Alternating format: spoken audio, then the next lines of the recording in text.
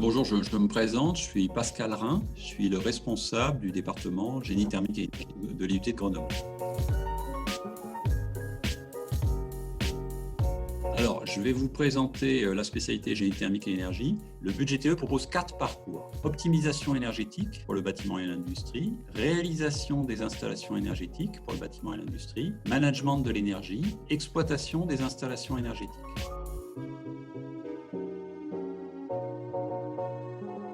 Alors, le but GTE est accessible aux bacs généraux et aux bacs technologiques STI2D. Pour intégrer la formation, il faut bien sûr avoir quelques compétences scientifiques et techniques. Il faut savoir appliquer des notions de mathématiques. Il faut savoir appréhender et s'intéresser aux phénomènes physiques. Il faut avoir du goût pour de la réalisation, pour de l'expérimentation. Et il faut savoir un petit peu raisonner devant une situation. Et sans doute le plus important, en fait, c'est de s'intéresser à la transition énergétique et aux énergies de demain.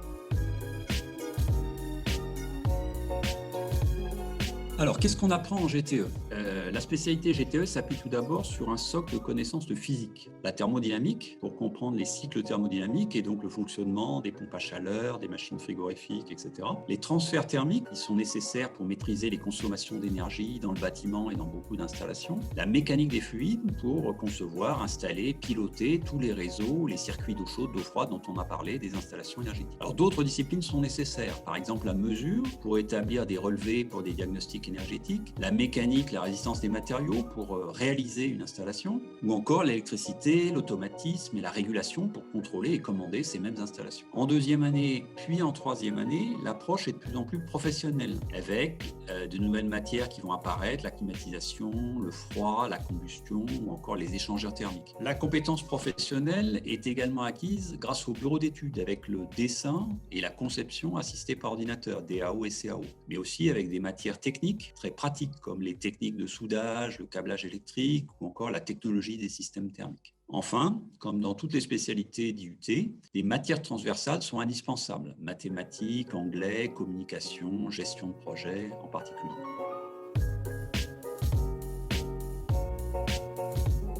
Alors, quelle organisation des enseignements? Eh bien, dans un institut universitaire de technologie, les enseignements se déroulent d'abord comme dans les universités, avec des cours magistraux qui regroupent toute la promotion, des séances de travaux dirigés, les TD, avec des groupes de 26 étudiants environ, et enfin des TP, les travaux pratiques, avec des groupes de 12-13 étudiants. À l'IUT, les TP ont une place très importante, que ce soit devant un ordinateur, en particulier pour les séances de bureau d'études, ou devant les nombreuses installations sur lesquelles vous apprendrez à faire des mesures, des montages, des réglages, etc. etc.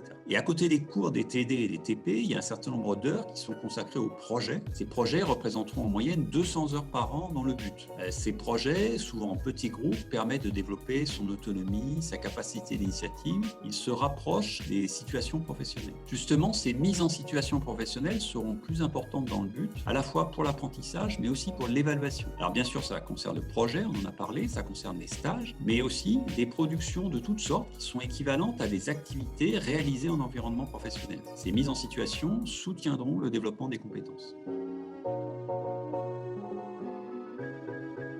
Alors, les projets tutorés correspondront, donc, comme on a dit, à 600 heures, avec 150 heures dès la première année et puis 200 à 250 heures les années suivantes. Pour les stages, il est prévu 26 semaines sur les 3 ans, de 2 ou 3 semaines en première année, 8 à 10 semaines en deuxième année, et le reste, c'est-à-dire environ 4 mois en troisième année. Alors, pour ceux qui choisiront l'alternance, ils passeront davantage de temps en entreprise. La deuxième année et la troisième année pourront se faire en alternance, comme c'est actuellement le cas en deuxième année de DUT ou en licence professionnelle.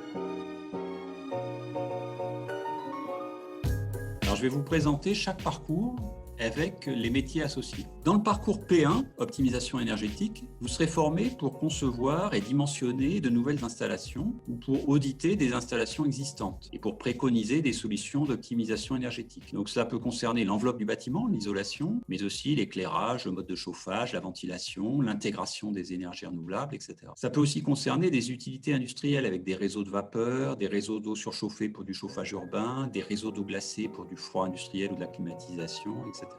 Ce parcours vous ouvre les portes des bureaux d'études, des bureaux d'audit et de conseil, des agences locales de l'énergie, etc. Vous accompagnerez vos clients dans le choix de solutions énergétiques plus économes et plus respectueuses de l'environnement. Le parcours P2, maintenant, dans le parcours P2, réalisation des installations énergétiques, vous serez formé pour conduire une affaire, c'est-à-dire planifier et coordonner la réalisation d'installations de tout type. Donc là aussi, chauffage, ventilation, énergie renouvelable, réseau vapeur ou surchauffé, etc. Donc ça sera depuis la réponse à l'appel d'offres jusqu'au parfait achèvement des travaux. Vous serez également capable de concevoir et de dimensionner ces mêmes installations. Donc si vous envisagez un métier sur le terrain de coordination d'installation, qui soit entre bureau d'études et chantier, alors le parcours réalisation est fait pour vous. Dans le parcours P3, management de l'énergie, vous serez formé pour mettre en place ou animer un système de management de l'énergie au sein de votre entreprise qui permette le suivi, l'analyse, l'amélioration continue de la performance énergétique des bâtiments ou des installations. Vous apprendrez à exploiter efficacement ces installations, à maîtriser leurs dépenses énergétiques. Vous accompagnerez votre entreprise dans le choix de solutions énergétiques plus économes et plus respectueuses de l'environnement. Donc si vous voulez contribuer à la performance énergétique des installations et des bâtiments, alors le parcours management de l'énergie du BUT-GTE peut bien vous convenir. Donc vous exercerez des métiers d'énergie manager, de chargé de mission en efficacité énergétique, de référent énergie en industrie, de responsable énergie ou économe de flux en collectivité, de chargé d'énergie et d'exploitation auprès d'un bailleur social, etc. Alors à Grenoble, vous pourrez suivre les parcours P1 et P2 qui vont reprendre à peu près 2 licences professionnelles qui existent depuis longtemps. Vous pourrez aussi suivre le parcours P3 qui sera ouvert à l'occasion du BUT-GTE. Alors que fait-on après le BUT ? Tout d'abord, comme nous l'avons dit, le BUT conduit naturellement à une insertion professionnelle après les 3 ans. C'était déjà le cas avec les licences pro, d'autant plus qu'elle se fait en alternance. Ce sera toujours le cas. Cependant, pour les étudiants avec de bons dossiers académiques et qui le souhaiteraient, une poursuite d'études sera possible, que ce soit en école d'ingénieur ou en master, mais nous sommes en attente de précision à ce sujet. Le BUT, c'est le nouveau diplôme des IUT, c'est le Bachelor universitaire de technologie. Donc, c'est un cursus en 3 ans qui amène au grade de licence. Il comprend de nombreuses mises en situation professionnelle, des projets, des stages, la possibilité d'alternance, etc. Et il conduit donc naturellement à une insertion professionnelle après les 3 ans. Cependant, les poursuites d'études seront possibles, que ce soit après le BUT ou après le DUT qui continuera à exister. Il pourra toujours être délivré un diplôme de DUT après les 2 premières années de BUT. Donc finalement, DUT ou BUT, cela reste le système de l'IUT, avec une année de plus certes, mais avec tout ce qui a fait le succès de l'IUT depuis plus de 50 ans. Ses partenariats avec les entreprises, son insertion professionnelle, ses apprentissages pratiques, sa pédagogie adaptée, des possibilités de poursuite d'études et un socle de connaissances de base qui offre de nombreux débouchés. Donc, vous souhaitez devenir acteur de la transition et de la performance énergétique dans les secteurs du bâtiment et de l'industrie. Vous êtes sensibilisé aux économies d'énergie. Vous souhaitez accompagner le passage des énergies fossiles aux énergies renouvelables. Le BUT-GTE devrait alors vous intéresser.